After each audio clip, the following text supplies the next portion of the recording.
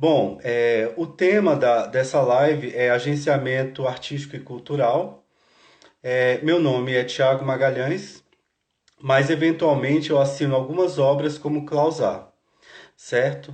E esse nome eu escolhi em função do filme da Christiane F.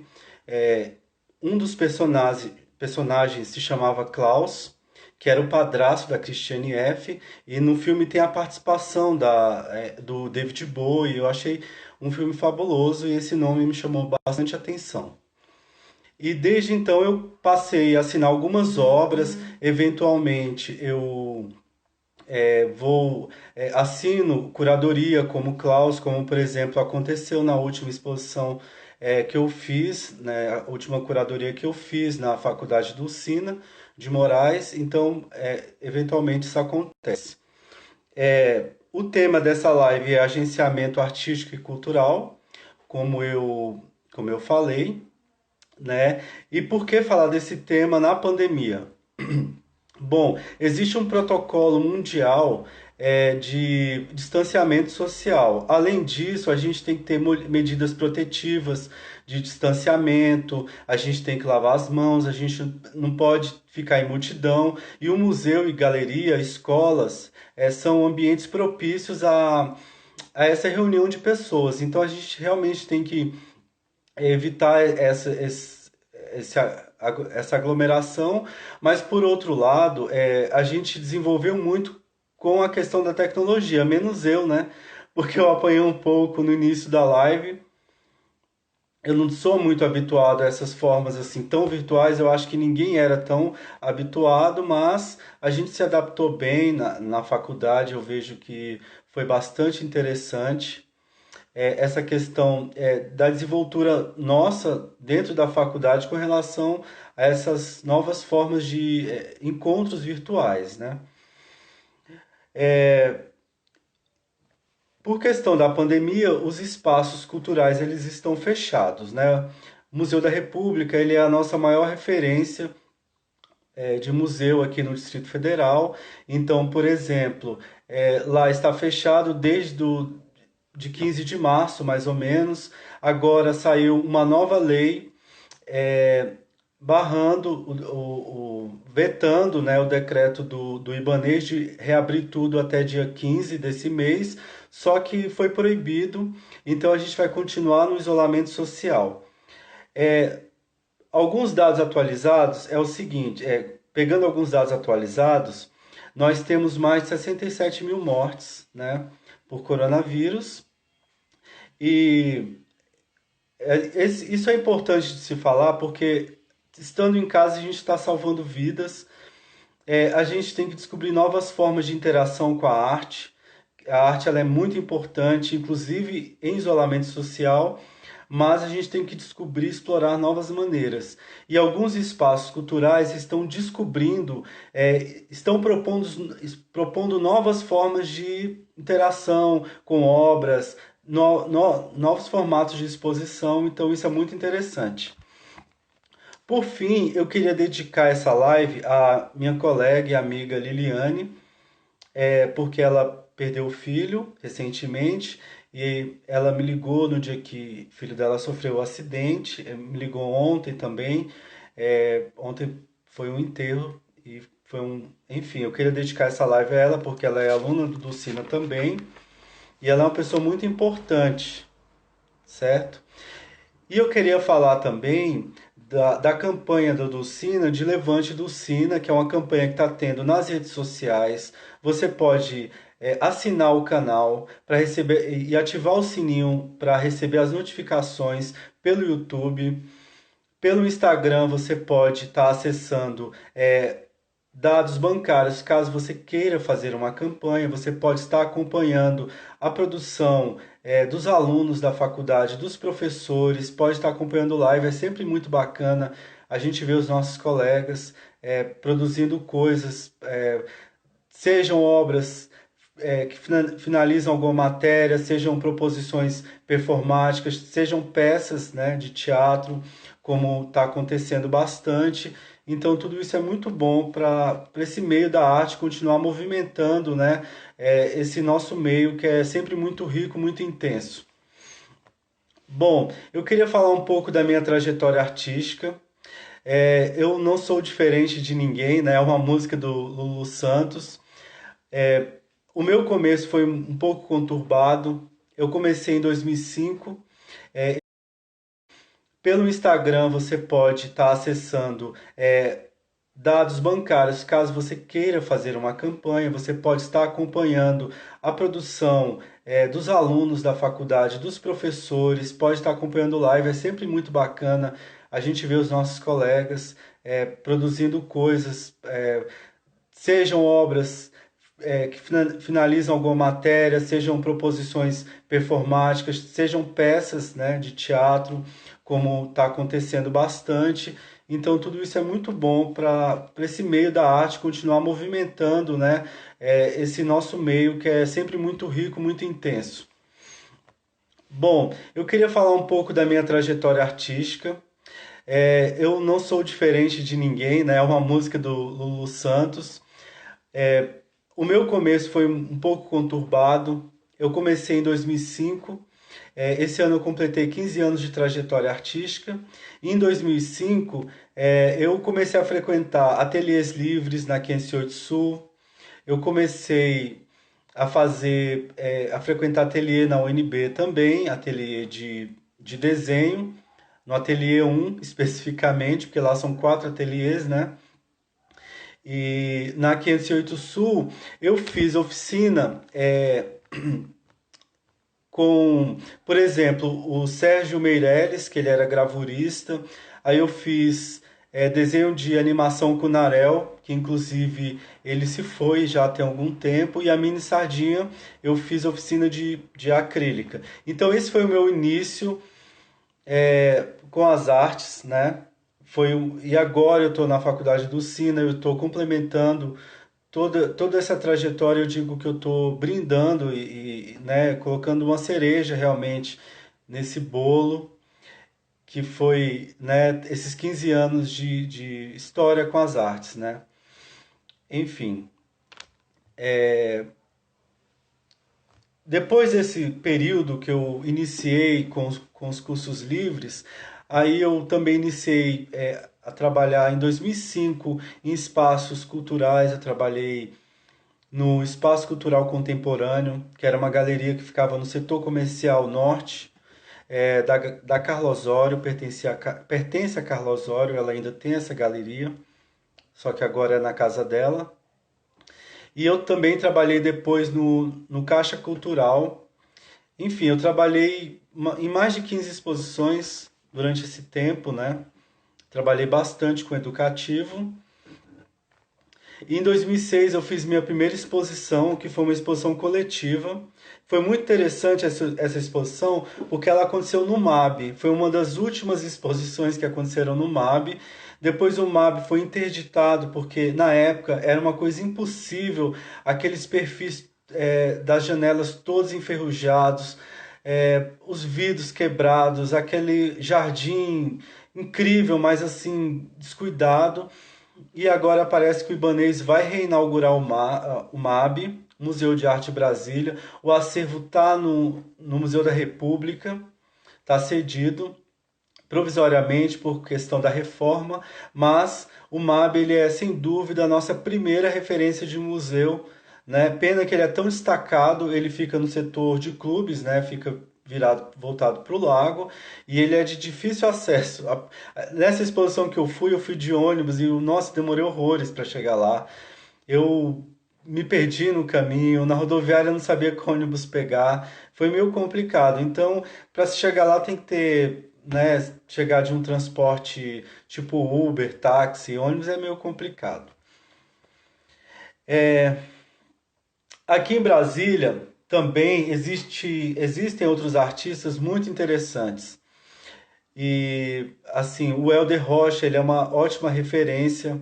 O Ralph Guedes também é uma referência incrível de produção artística, e que a gente sempre tem que estar revisitando a obra desses artistas, porque eles constantemente nos espaços culturais da cidade. O Helder Rocha recentemente fez uma exposição na Galeria Alfinete, na Asa Norte. O Ralph Guerre participou da exposição em que eu fiz a curadoria na Galeria de Arte do Cine de Moraes, né? No centro de Brasília. Foi uma coisa incrível ter esse contato novamente com ele. E, bom, dessa época, eu não sei se todos vocês conhecem, mas é uma dica para vocês conhecerem. Tem muitos artistas que eu gostaria de citar que fizeram parte da minha trajetória, e logo na frente, logo à frente eu vou entrar com esses, vou entrar com essa ideia de agenciamento a partir dessas experiências que eu tive. Mas o Moisés Crivellaro, ele foi uma pessoa muito importante, o Leopoldo Wolff também, o Helder Rocha, como eu já falei, o Ralph Guerre, a Alice Lara, ela é uma artista muito importante para a cidade, ela ganhou um prêmio fabuloso que foi o Arte Pará em 2009. Deu assim um ar muito grande para a carreira dela, ela passou a ser reconhecida no Brasil, inclusive fez exposições no Paço das Artes em São Paulo recentemente. O Taigo Meirelles, que ele é um dos artistas mais famosos aqui da capital, ele é muito requisitado, e o Fábio Baroli, que atualmente mora em São Paulo. O importante do meio artístico, para quem quer ser artista, é você estar frequentando os espaços, o seu nome está sendo visto, a sua produção artística está sendo sempre vista, né? Porque quem não é visto não é lembrado, então isso funciona muito nas artes. A gente sempre tem que estar produzindo alguma coisa, propondo alguma coisa, para que de repente a gente receba convites. Vernissagem é uma forma da gente se mostrar, né? Dizer para que veio, se apresentar para o curador, para outros artistas, né? Para a gente passar a ter esse conhecimento. Em 2009, eu recebi um prêmio importante que foi o Salão de Jovens Artistas de Itajaí. E daqui a pouco eu vou falar desse salão e do salão Anapolino, que é um salão importante, que é interessante para quem está começando né, nessa ida de expor em galerias, enfim, até expor em locais alternativos, como eu vou falar logo adiante também. Bom, eu acho que eu vou passar um pouco pelos circuitos culturais de Brasília, porque quando a gente fala em pandemia, a gente fala de importantes centros culturais né, que estão fechados com seus acervos, e também os empregos que diminuíram, porque esses locais eles contratam muita gente assim para trabalhar no educativo, trabalhar em projetos, então todos esses empregos estão meio atravancados. Mas no Brasil existe a Casa de Cultura no Guará, que é um local muito interessante para quem quer expor, para quem produz desenho, para quem faz pintura, para quem faz aquarela, escultura, enfim, todas as linguagens das artes visuais. Esse local é um local que aceita projetos, né? Assim, pode ser um projeto do FAC ou um projeto que é feito diretamente com eles através de uma negociação. Então, é um local possível para quem está começando exponha, né, suas obras. O MAB também ele vai fazer parte desse circuito a partir do momento que estiver aberto, porque ele é uma referência para a arte brasiliense. A Galeria Alfinete, que fica na Asa Norte, também faz parte desse circuito. A Galeria Elefante é uma galeria muito interessante que fica na Asa Norte. O Museu da República, ele é o museu mais frequentado pela... Né? Ele é o museu mais frequentado de Brasília. Ele só perde em público para o Museu Nacional no Rio de Janeiro. Eu acho que é um museu nacional.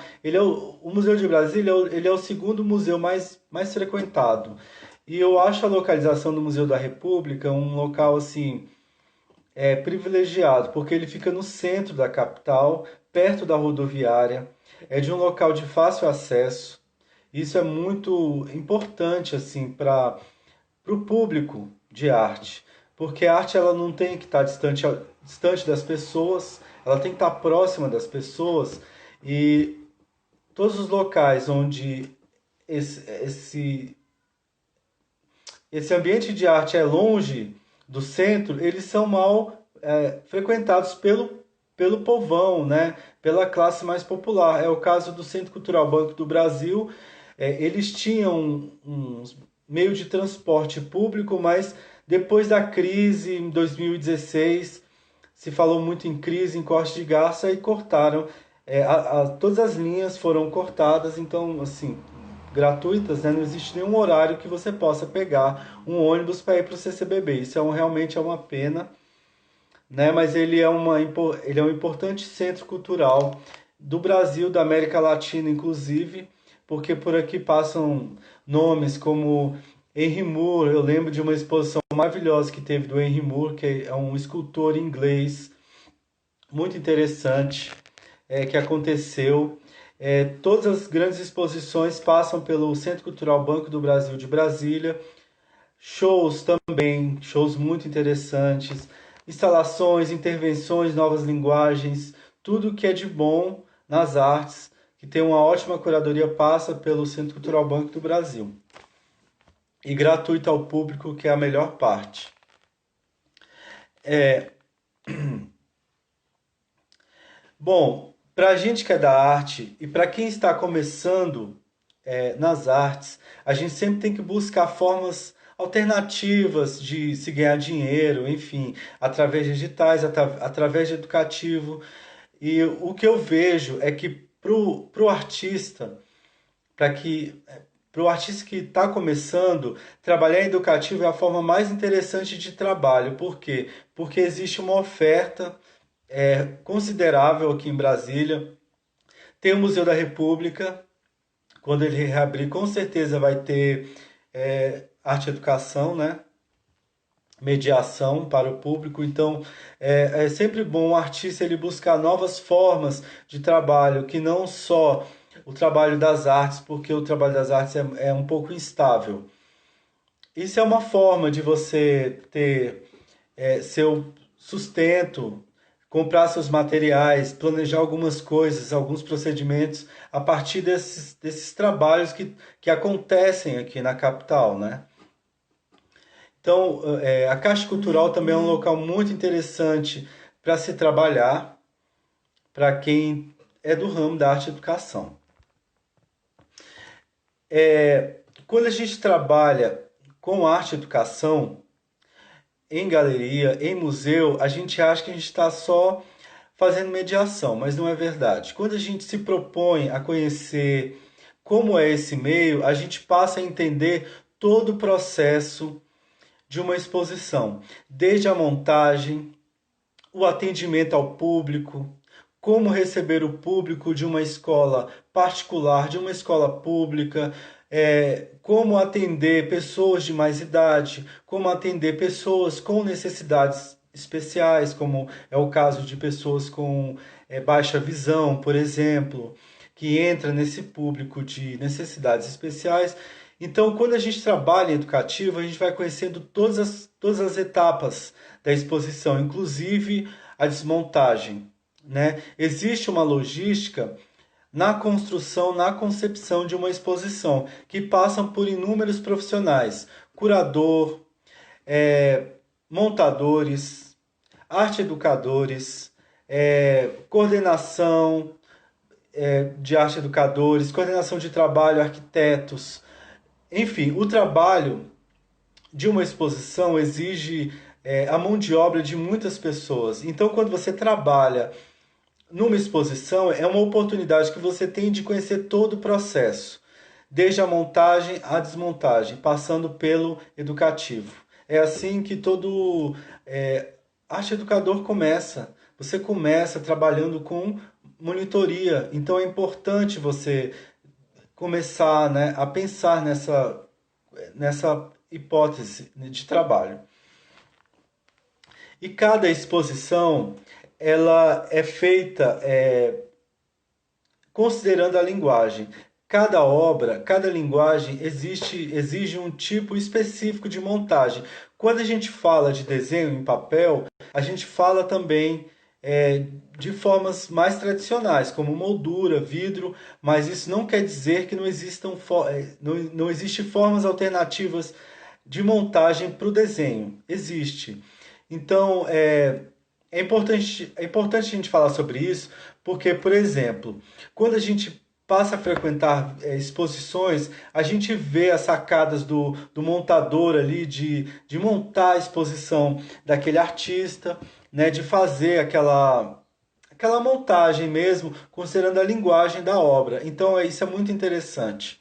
Né? Quando a gente fala de objeto, a gente fala de desenho, de fotografia, a gente está falando de formas específicas de você expor aquela linguagem, até de você apreciar aquela obra. Então, por exemplo, uma curiosidade é que fotografia raramente se coloca vidro antirreflexo. É um detalhe que parece bobo, mas em exposição raramente você vai ver uma fotografia com vidro antirreflexo. É um vidro comum que se usa para fotografia. E dentro das linguagens das artes, existe uma certa hierarquia. Até o século, antes da arte contemporânea, se dizia que a linguagem maior era a pintura e depois a escultura. Elas dividiam ali. As artes em papel, como desenho, gravura, fotografia, eram consideradas artes menores. Então, por isso que é interessante a gente falar dessas linguagens para a gente começar a entender, observar como é feito esse trabalho de montagem dentro de uma exposição. Hoje em dia nós temos uma versatilidade muito grande de suportes e materiais nas artes. Então, por exemplo, quando a gente vai na internet, a gente não encontra só um tipo de tinta óleo. Se a gente quer muito pintar com tinta óleo, a gente observa que são várias marcas, cada marca tem sua peculiaridade, tem materiais que aceleram a secagem daquela tinta óleo, por exemplo.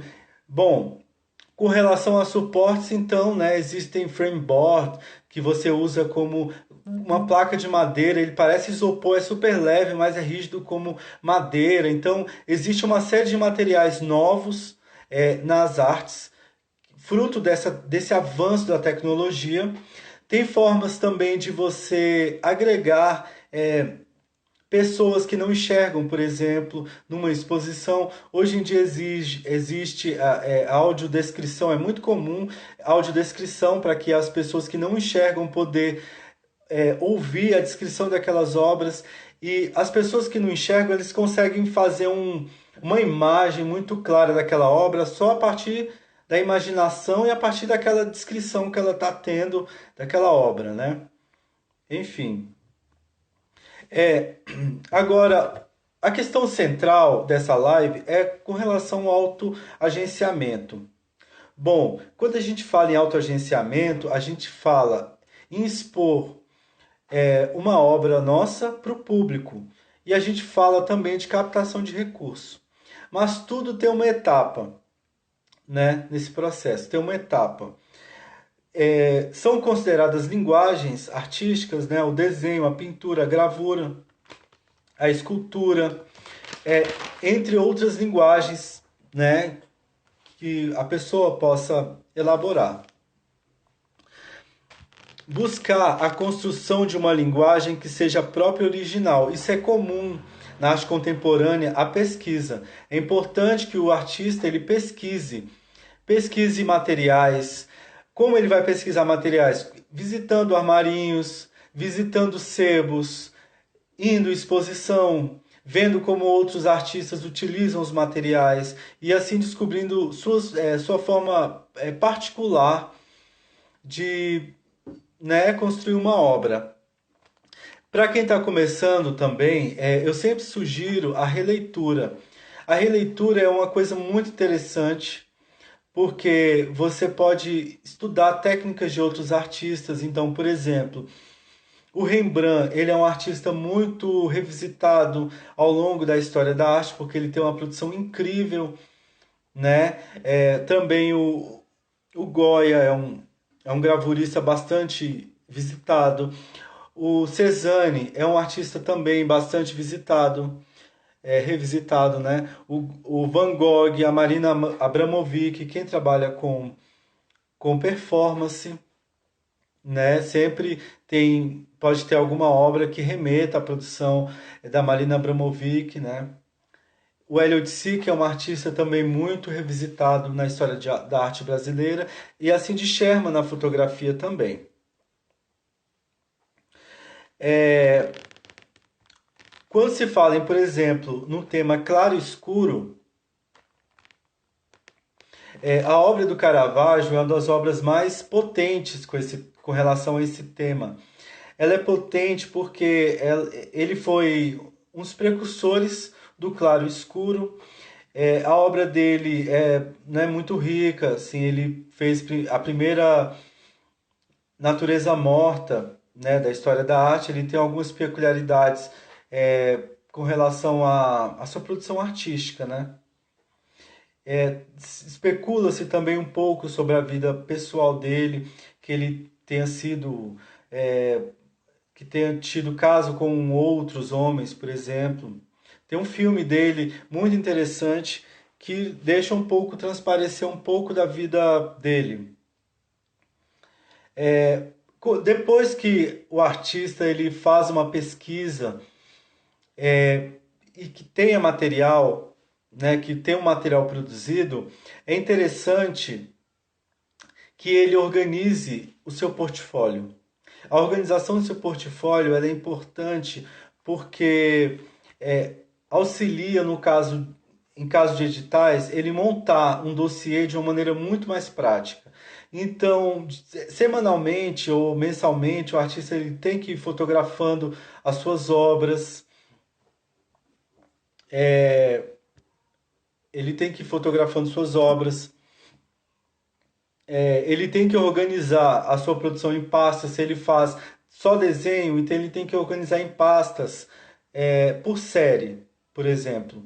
Se ele tem série um aí coloca desenhos, aí dentro da pasta tem que colocar série um, série 2, série 3, série 4, deixar tudo organizado, é mais fácil para a escrita.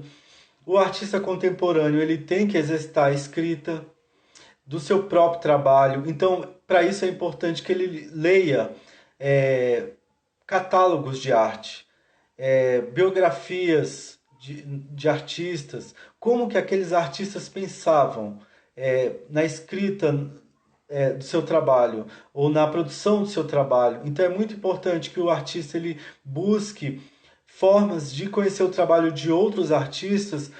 No caso de dossiê, a gente sempre precisa escrever sobre nossa própria obra, né? Então isso é importante a gente ir pesquisando e aprimorando ao longo, né, da vida, porque é sempre uma descoberta nova que a gente tem. Com relação a- ao arquivamento de imagens, eu gosto sempre de utilizar documento Word. Eu coloco a imagem da obra e aí eu vou colocando os dados, o ano, a dimensão, os materiais,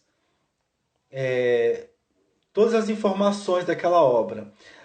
E no outra pasta eu vou salvando só as imagens em alta resolução. Por quê? Porque nos editais hoje em dia eles pedem um, um número específico de resolução. Eles pedem uma resolução X para aquele edital. Então você tem que colocar a fotografia naquele edital, geralmente em altíssima resolução. E para não pesar aquele documento Word, aí eu salvo uma versão mais compacta, só para organizar aquelas informações, porque na imagem é difícil você ficar colocando legenda na imagem. Então eu coloco logo no Word que é mais fácil. E o site mais importante que a gente tem para a gente conhecer editais que estão sendo lançados é o Mapa das Artes. O Mapa das Artes ele é muito interessante porque ele concentra todos os editais nacionais em São Paulo, Brasília, Piauí, Amazonas, Pará, Paraná. Rio Grande do Sul, Santa Catarina, todos os editais estão concentrados ali. Então você pode visitar de tempos em tempos para saber se tem algum edital aberto. Às vezes tem residência artística, né, que você possa fazer. É, na casa, por exemplo, em Florianópolis, eles estão com a proposta de residência artística online, o que eu achei muito interessante. Inclusive tem no Instagram, vocês podem buscar. Queria mandar um beijo para a Sâmia, ela está escrevendo aqui. Oi, Sâmia. Enfim, o Instagram do Na Casa, eles têm propostas de residência artística, o que eu acho muito interessante, residência artística online. Inclusive, eles emitem certificado para quem interessa também ter o certificado, que eu acho que é importante também para a gente. E os salões mais interessantes, assim, em Brasília, não mais interessantes, mas eu diria que os mais acessíveis para quem está começando é a Galeria do Espaço Piloto, desculpa, Galeria Espaço Piloto, que fica na UNB, fica no Instituto das Artes.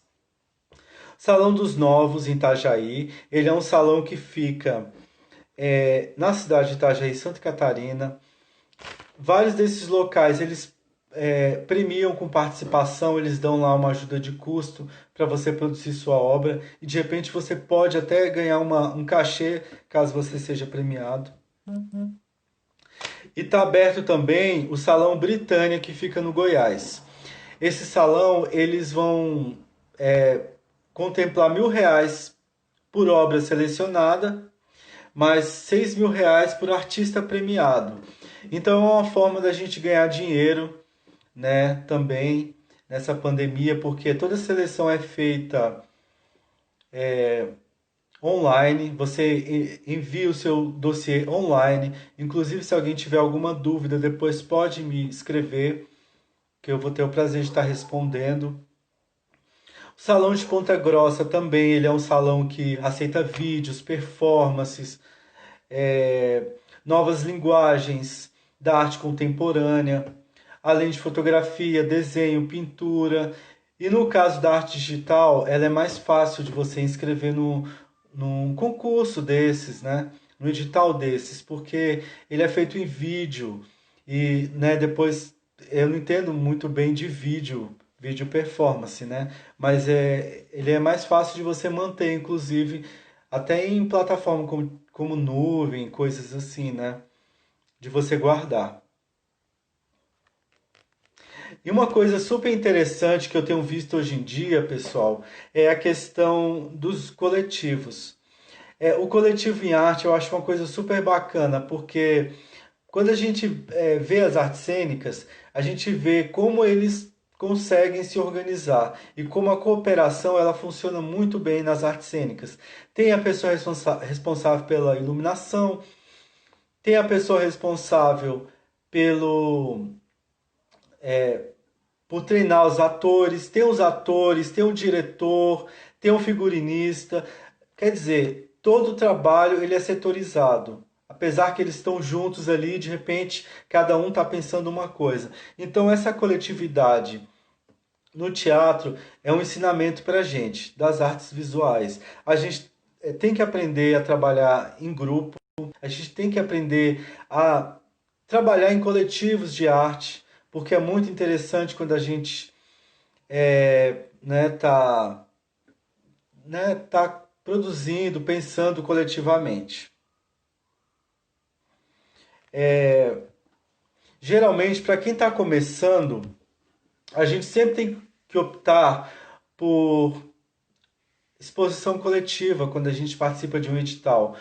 Porque geralmente um artista ele vai fazer sua exposição individual depois dos 30 anos, quando ele já experimentou bastante, quando ele já tem uma quantidade de obras significativa. É muito difícil uma pessoa começar já com uma exposição individual. Eu acho que são raros casos na história da arte, né? Mas existe sim artistas que já começam assim com uma produção incrível, com obras incríveis. Isso é muito interessante de se ver, isso é muito louvável. Uma outra característica também do artista contemporâneo é a sua capacidade de resistir aos anos, sempre propondo coisas novas, sempre produzindo obras, né? E ele demonstrando uma pertinência com relação à sua produção. Isso é muito interessante nas artes, né? Essa questão da trajetória. Quando a gente observa que, por exemplo, o Ralph Guerra, ele é um artista que está aqui desde a fundação da capital. Ele já trabalhou com pintura, com desenho, com aquarela, com todas as linguagens. E de repente aquilo você consegue separar por períodos da vida dele. Então, se fosse fazer um individual dele com 60 anos, que história rica ele não teria para mostrar, né? Como ele tem material para ser pesquisado, né, por outras pessoas. Então isso é muito interessante quando o artista tem essa consciência, ele mantém essa persistência ao longo dos anos produzindo, porque à medida que isso vai se acumulando, isso vai enriquecendo a sua trajetória artística. Algumas coisas com relação à minha produção artística eu vejo muito claramente. A questão da pesquisa com a cor, para mim, é muito importante, a dualidade. Tende-se a separar muito bem a questão de obras figurativas para obras abstratas. Tem épocas que eu faço só obras abstratas, tem épocas que eu faço obras que sejam ambíguas, né? Eu trabalho tanto com imagens abstratas quanto a imagens figurativas ao mesmo tempo, e para mim isso é muito interessante. Eu gosto bastante da experimentação também. E quem conhece a minha produção ao longo desses 15 anos percebe que eu sempre estou explorando novos materiais. Às vezes eu vejo, sei lá, uma canetinha diferente, eu já desejo aquilo, eu já quero comprar aquilo e usar no meu trabalho. Então tem isso, né, nas artes. De tempos em tempos, o artista ele também sempre tem que estar atualizando o seu portfólio, né? Ele tem que ir registrando ali as suas obras, seja escaneando, seja fotografando, depois fazendo edição e corte da imagem das rebarbas no Photoshop, né? Tem que tirar o que é fora da obra, e a gente geralmente usa o Photoshop, às vezes tem que corrigir um pouco a luz, tem que diminuir os brancos, tem que acertar numa cor ali, porque às vezes a obra não ficou muito bem fotografada. Então, o Photoshop ele é um ótimo amigo de trabalho, é uma ótima amiga para a gente ter sempre por perto instalado no computador, porque é muito importante usar o Photoshop. Atualmente, as inscrições nas artes elas são majoritariamente online. Desculpa. Elas são majoritariamente online. Então, quero dizer, o artista ele pode estar produzindo, ele pode estar montando seu portfólio, ele pode estar montando seu dossiê e fazendo essa inscrição de forma online, sem nenhum problema. Eu queria chamar a atenção de novo para o Salão das Artes Britânia, que é, ele tá com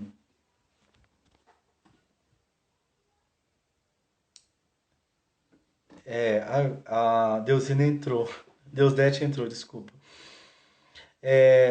O Salão Britânia ele tá com o edital aberto e ele tem um programa de premiação para os artistas que participam, né? Ele fica com o edital aberto até 15 de julho e ele pode ser pesquisado no site Mapa das Artes. Ele é muito interessante. Então tem essa questão da inscrição online que hoje em dia está sendo muito bacana. É, Ao longo da história da arte, a gente vê a interlocução de artista com outro artista. É importante esse contato, né? Por exemplo, a gente pode falar do Van Gogh e do Gauguin, que tiveram uma relação assim incrível. Eles dividiram casa, né? Inclusive tem curiosidades com relação a essa amizade dos dois, porque era intensa demais. O Van Gogh é uma pessoa muito intensa, né? E o Gauguin chegou a escrever cartas para o Theo, para o irmão do Van Gogh, falando que ele era um cara muito inteligente, mas que ele era fanático demais, que era difícil conviver e que para ele manter essa admiração com relação ao Van Gogh, ele devia sair, não conviver mais com Van Gogh. Outra relação importante, relação artística importante na história da arte, a gente tem o Picasso e o Braque dentro do movimento cubista, então eles são referências, né, é, de artistas para o cubismo, para a história da arte. Então a gente tem que pensar muito bem com relação a essas relações que a gente vai construindo na história da arte, ao longo das nossas vidas, né? A gente tem que buscar interlocuções com outros artistas, professores, a gente tem que criar essa cultura de conviver, né, coletivamente, assim, né? Apesar da pandemia, existem formas, ferramentas de você conversar online, de você fazer uma ligação, uma videochamada, você fazer uma live. Então são formas muito interessantes que estão surgindo, que estão se popularizando, que mostra que a gente mais do que nunca precisa estar conectado, compreender melhor as ferramentas, ler bem esses editais para a gente entender o que está se pedindo, né? E criar essa cultura mesmo. Eu falei aqui da residência artística que está acontecendo em Florianópolis, é uma residência totalmente online, que eu acho muito bacana essas formas atuais de você estar produzindo, ter o acompanhamento de um curador, ter uma pessoa que vai orientar o seu trabalho, de você estar investigando, seja no desenho, seja na pintura, mas dentro de uma concepção totalmente online. Então é a primeira vez que eu vejo isso, inclusive eu fiquei interessado em participar de uma coisa assim, né, de uma residência artística, né? E a pesquisa em artes visuais, ela é uma coisa muito importante. Por quê? Porque é o que enriquece o trabalho. Então, por exemplo, quando a gente fala em pesquisa, tudo é um objeto de pesquisa nas artes visuais. Então, filmes, a gente pode estar falando sobre, por exemplo, o Gauguin. Existe um filme falando sobre a viagem dele ao Tahiti, contando a história dele, porque ele morou lá, ele não conseguiu sobreviver da venda de pinturas, então ele trabalhou em feira, ele foi enganado por marchands. Enfim, a gente pode conhecer bastante de história através de filmes. Não só através de leitura a gente conhece a história da arte, mas também através da filmografia de alguns artistas. Por exemplo, a Camille de Claudel também é uma escultora muito importante, francesa, e que ela foi tutorada pelo Rodin durante um tempo. Inclusive, eles tiveram uma relação, uma paixão, que é retratada no filme. Enfim, existem várias formas de você estar pesquisando a história da arte, né? Por exemplo, o filme Sombras de Goya, ele pega bem o período da Inquisição Espanhola, que ele é considerado uma Inquisição tardia, e ele fala dessa relação. O Goya teve uma relação com os reis, uma relação com os juízes da época, os inquisidores, né? Inquisidores, desculpa. E ele pega muito bem essa questão da manipulação da informação, porque um sistema absolutista, ditatorial mais faz é a manipulação de informação. Quer dizer, a gente não pode confiar na informação em regimes totalitários. Quando a gente fala, por exemplo, da ditadura militar brasileira, e a gente fala de alguns personagens, a gente fala do filho da Zuzu Anjo, a gente fala do Nestino Guimarães, que foi um estudante de geologia que dá nome ao Museu da República. E quando a gente pega os arquivos, quando a gente tem notícias sobre essas mortes, a gente vê que essas informações são manipuladas. Então, isso não é uma coisa nova que acontece hoje em dia, né? Existe uma manipulação da verdade, existe muita fake news. A gente vive a época da fake news, então, mais do que nunca, a informação ela é muito importante para que a gente conheça cada vez mais o que se passa, né? A gente descobrir uma verdade ou chegar próximo a ela. Eu queria falar também do filme do Van Gogh, que atualmente foi lançado. Ele é um ótimo filme para ser pesquisado. O Caravaggio também, como eu já falei. E o filme Trair uma Arte. O filme Trair uma Arte é um filme que pega o panorama geral da arte contemporânea. Ele tem a curadoria do Damien Hirst. Ele é um artista, é, um dos mais famosos do mundo atualmente, né? Ele é inglês, se eu não me engano. E ele pega todo o panorama da arte contemporânea. O subtítulo do filme se chama Boogie Woogie, que é uma obra do Mondrian. O Mondrian, ele é um artista, ele é um pintor holandês que ele migrou para Nova York. E essa obra é como se fosse o mapa baixo, a planta baixa. Mapa baixa é ótimo, né? A planta baixa de Nova York. Então, ele é um filme que ele fala dessa obra do Boogie Woogie e que ele vai rondando ao longo da história do filme. E também um filme do Jackson Pollock. Bom, é um filme que conta a história dele, da relação que ele teve com a Lee Krasner e com a Peg Guggenheim. Ele foi casado com a Lee Krasner e foi muito amigo da Peg Guggenheim, né, que foi uma grande galerista marchand da época, né? Enfim, outras fontes de pesquisa, a gente pode dizer livros, catálogos, lojas e armarinhos, né? Porque o artista ele sempre tem que estar pesquisando materiais, exposições de arte. Tem hoje em dia plataformas de exposição no Google. Você pode montar uma exposição totalmente virtual.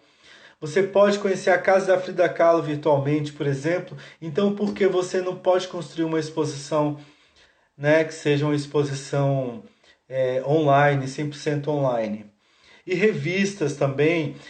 Tem uma revista que eu vi ontem, eu esqueci, da Fundação Moreira Salles, em São Paulo, se eu não me engano, que eles estão com o edital aberto. Desculpa.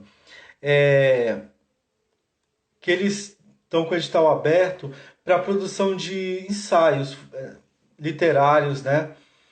Então, hoje em dia, para quem está começando, eu vou tentar concluir, mas para quem está começando é interessante a gente sempre estar buscando editais online, a gente está produzindo, pesquisando, entrando em contato com outros artistas. Hoje em dia a gente pode fazer grupos no WhatsApp, por exemplo. Então, no WhatsApp é uma ferramenta ótima de você estar trocando informações com outros artistas, compartilhando editais. Às vezes é uma pessoa que pode te ajudar em algum item específico, né, de um edital.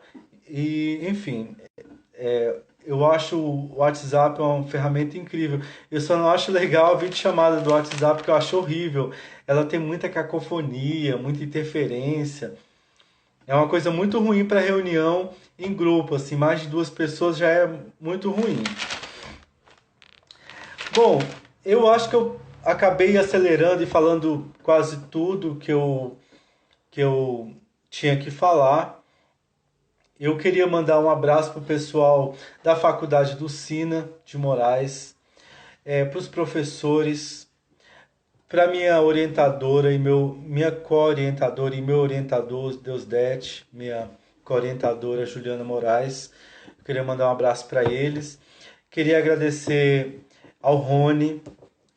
É, Ele é uma pessoa assim que a gente estudou junto na UNB, a gente se conhece há bastante tempo.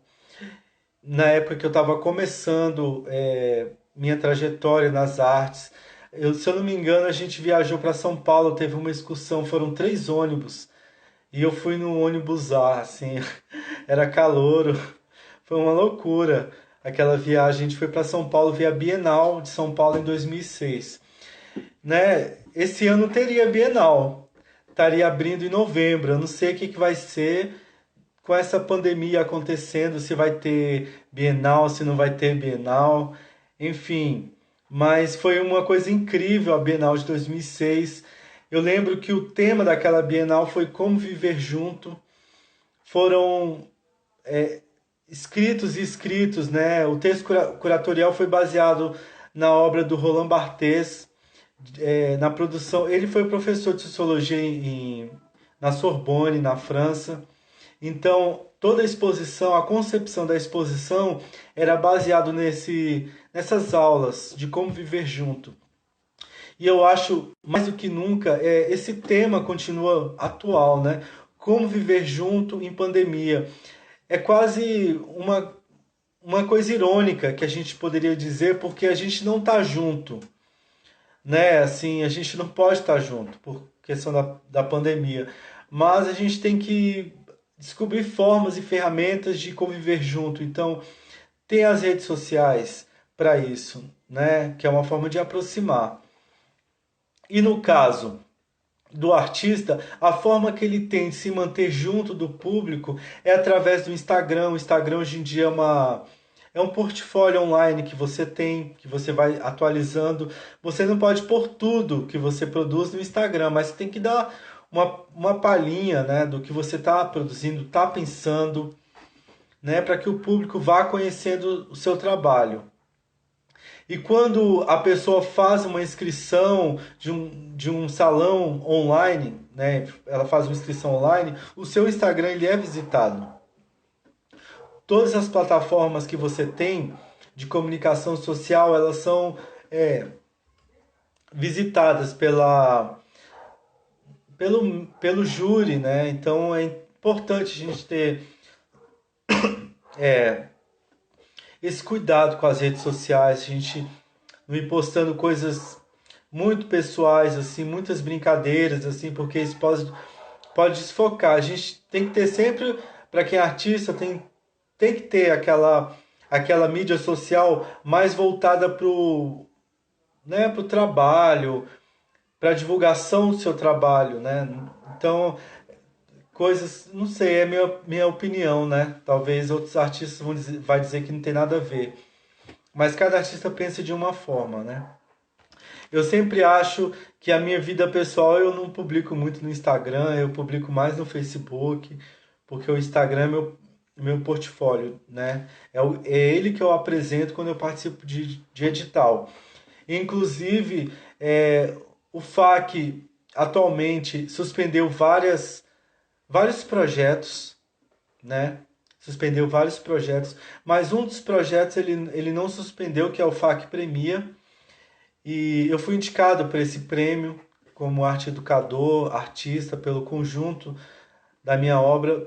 Se eu vou ganhar, pouco importa, porque só a indicação e o reconhecimento para mim foi muito importante, né?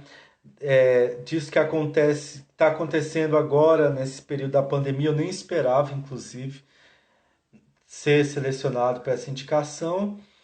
E, enfim, é isso que eu queria dizer, que a gente teve um revés na cultura, primeiramente com a eleição do Bolsonaro, porque ele não tem uma visão para essa área da cultura.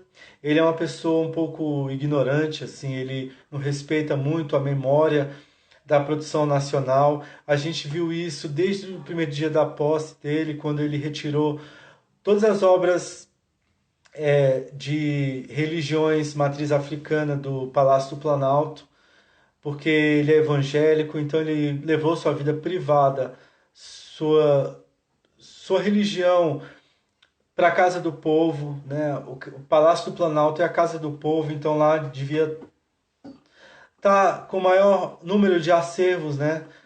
De acervo de obras de arte possíveis, assim, mas ele não é uma pessoa que compreende muito bem.